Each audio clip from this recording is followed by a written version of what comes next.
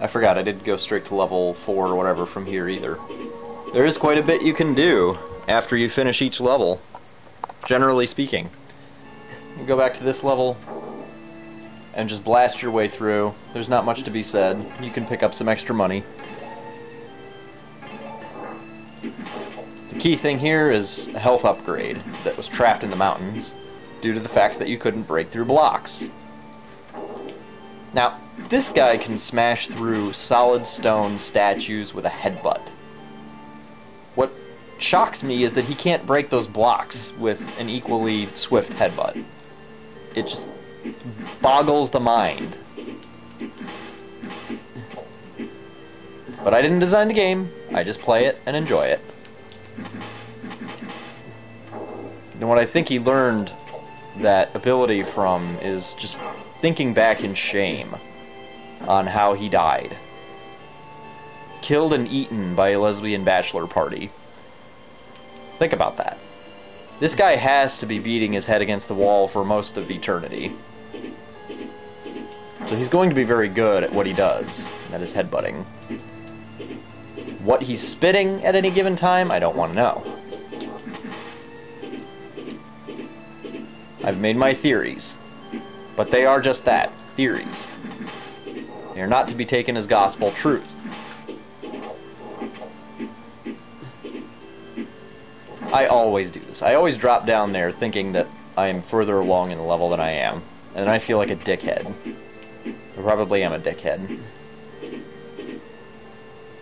Here is a prime example of me doing something that I probably should have known better. Everything goes fine. I climb up, I look for the little hole in the wall. You know, all the wonderful things to get a health upgrade.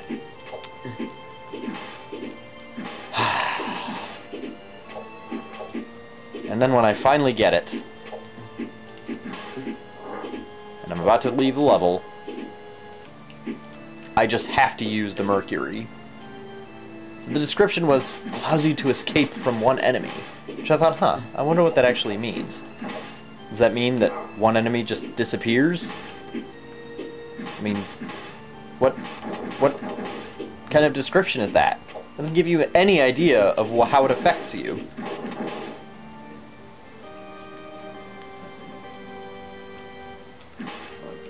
Well, as soon as I get to the top of the cliff, the end of the god-freaking forsaken level,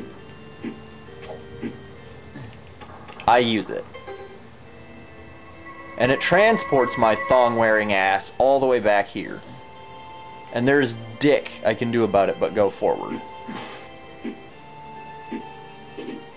The only nice thing is that I have this weapon to ease the pain, and the flight control to allow me to just ignore most of the shit here. But it was extremely painful. I mean, it wasn't even just back to the area outside of the cliffs. It was back there, before the cliffs. An entire screen back. I mean, what the fuck? How is that supposed to be beneficial? Sure, you can get away, but you have to go all the way back through the freaking level. Chances are, if you're trying to get away, you're about to die. You're about to get fucked. Why in God's name would you teleport your ass back to the beginning of the fucking level? That's what I want to know.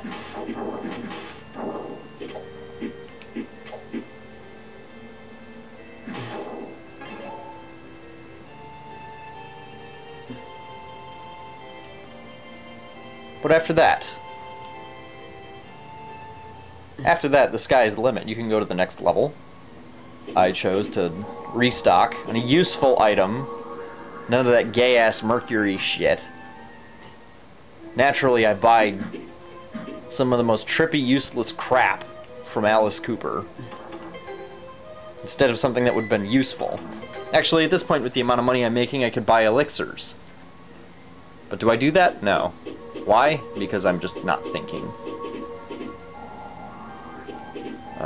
He turns so fucking slow. It's pathetic.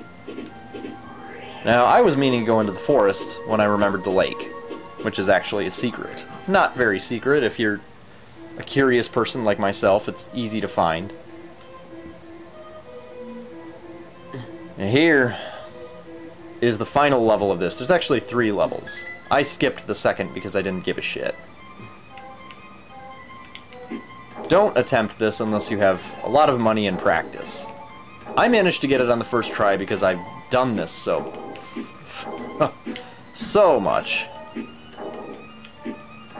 I'm not what I would call a completionist in general, but when it comes to items that are important, I do become more of a completionist because they can help you survive the game. Like in Zelda. The old ones, that is. Having all of the heart containers will save your sorry little 12-year-old ass from Ganon's child-molesting douchebag self. This game is the same way. The health upgrade you get here is just that. It's one more chance at surviving against some of the nasty motherfuckers they will throw at you.